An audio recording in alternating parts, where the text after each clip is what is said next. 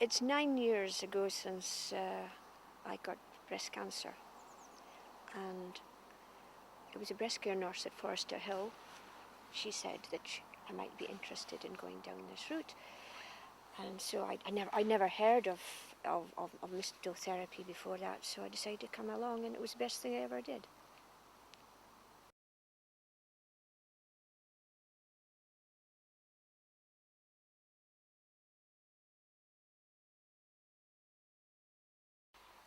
And the live, that a very positive effect.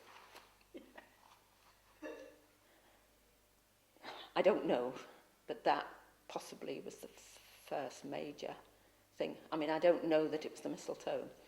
The hospital were very surprised.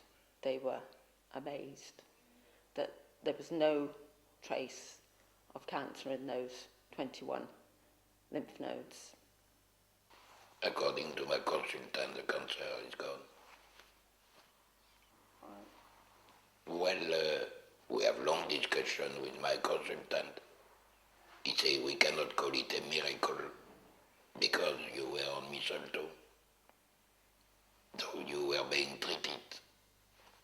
But he recognized that there is no explanation for the cancer to leave me. When he examined me on that last day, he could feel no lesions. Now, after my intensive care, I had a scan, and there were many lesions on my liver and spleen that they could do nothing about except to wait until I was well enough to have more chemo. I've never had more chemo. It's just been amazing. And the lesions were there, and then eventually they weren't there.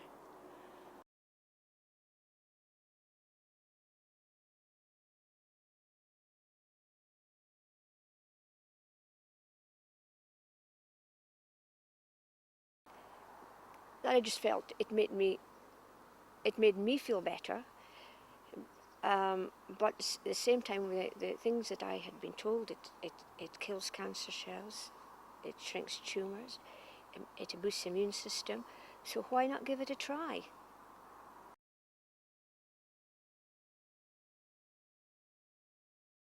As far as I know, mistletoe is useful. Mistletoe is beneficial for all types of cancers. In fact, I think Maurice said that in his talk.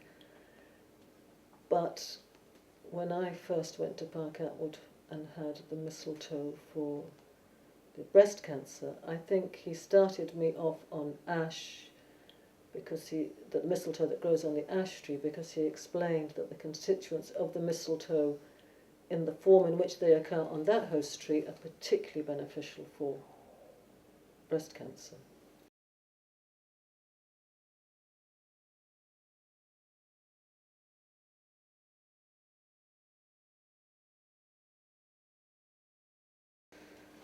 Recently I was in Stroud in Gloucestershire, and a friend took me up a hill near her house, and I was overjoyed to see that some of the trees there had clumps of mistletoe growing on them, but I didn't see any of these really large spherical clumps like you see in the photographs.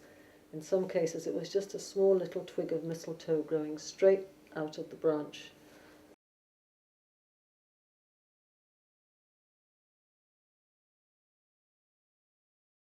But it's not a parasite, you see, and it grows, and in fact some of the trees that it grows on are healthier than they would be if mistletoe didn't grow there, so it's not sucking the life forces out of the tree.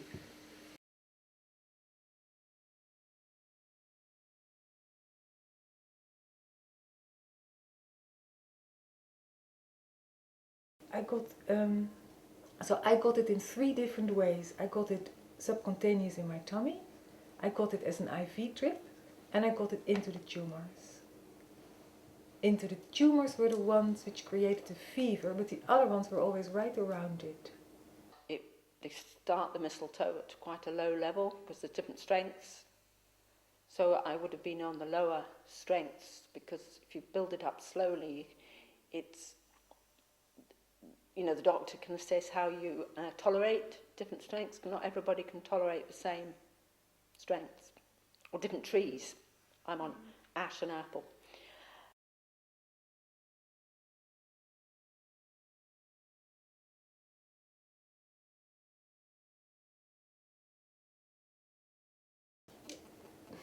When you're well looked after, and you're in a you know, you're safe.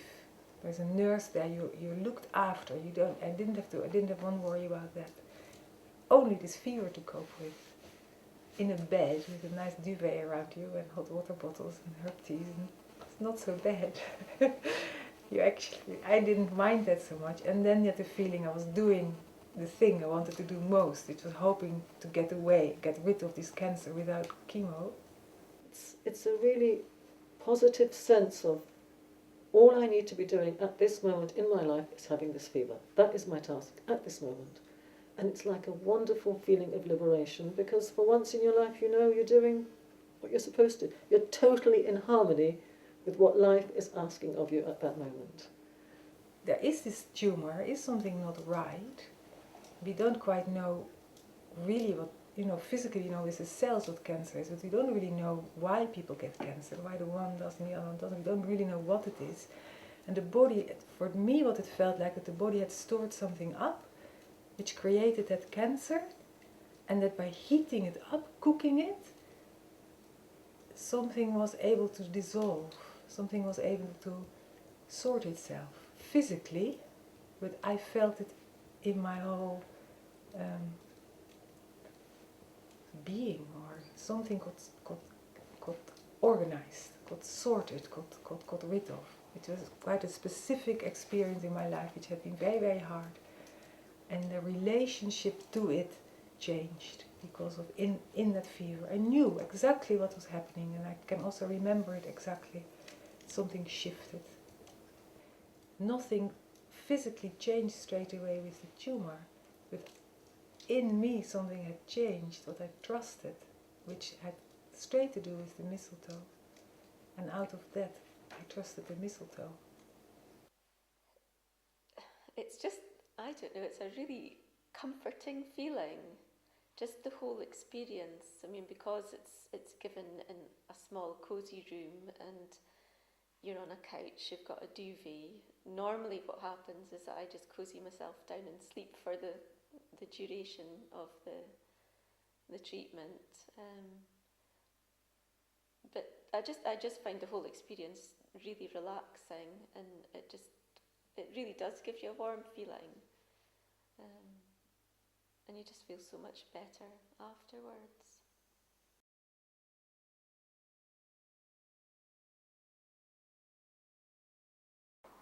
No, just an itchy bit. That was about it, you know, just for the day after it was after I injected myself. No problems at all. Not really. I was warned before I had my first treatment that I could have side effects, flu-y, shivery feeling, and I was told that some people say it's worse than a really bad flu. But to be honest, I seem to tolerate the doses quite well. I do get shivery. It is an uncontrollable shivering, and it really does feel like you've got a bad flu coming on, lots of aches and things. But usually I just go to bed with a hot water bottle for a couple of hours and it passes, and after that I'm fine. And it seems to bring on an appetite. So, and it's almost like flicking a switch, you know, the energy levels. My partner said it's, you know, sometimes by the time I've come from therapy, it's been a few weeks, and I'm really tired and lethargic. And he said it's almost like flicking a switch on the car on the way home, that the energy levels go up straight away. So, no, really the side effects haven't put me off at all. It's certainly not as bad as chemotherapy. So.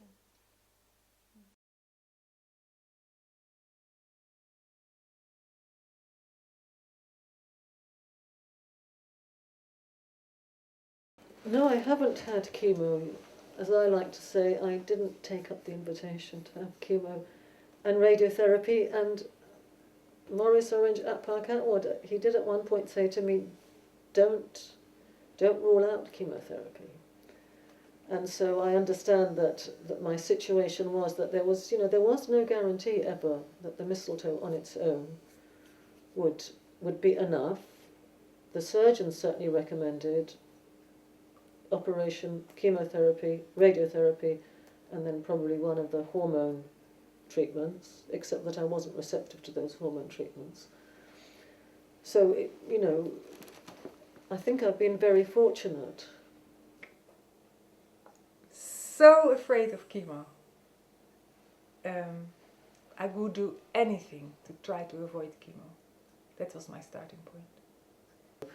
Because I was able to be on the mistletoe right from the start, even before the surgery, and that you do have this sense of well-being, and you have this sense of being taken care of in a bigger way than just the surroundings. And the way I used to put it to myself is that I felt I was guided and protected every step of the way. You're diagnosed, and then you get the prescription. You have a chemo. I would have been given in the normal hospital. There was a chemo and possibly a radiation afterwards. It was a set treatment with a beginning and an end. And if it would gone well, which was a big chance that it would have worked, this would have been it. And we would have known from the beginning this is what we were hoping to get. With the mistletoe, it never worked like that. We did a little bit on the way, and then we had to see how I was doing with it, and in that situation decide together with the doctor, like a team really, what is the next step, and then a little bit next on, and you do a few more steps and you would see how I was. So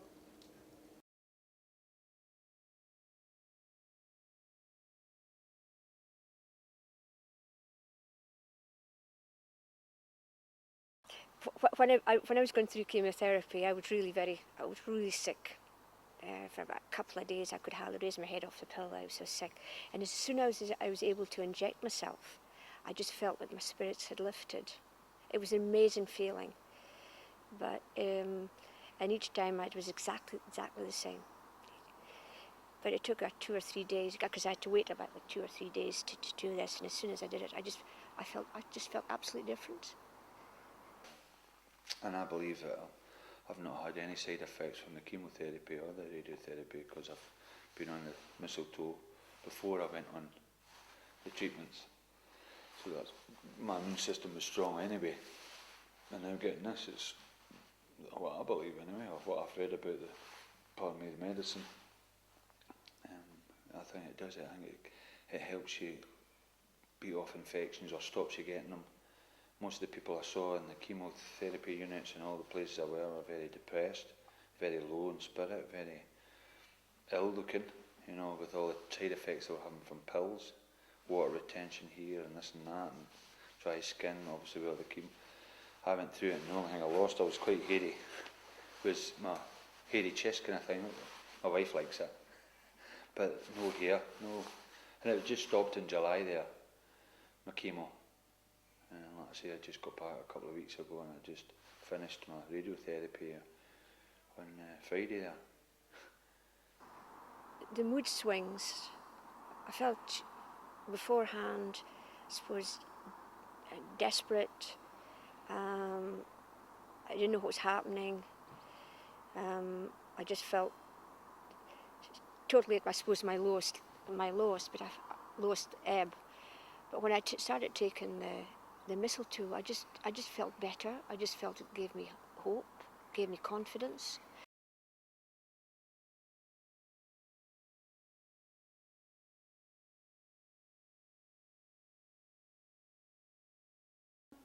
It was actually one of my district nurses who suggested it. She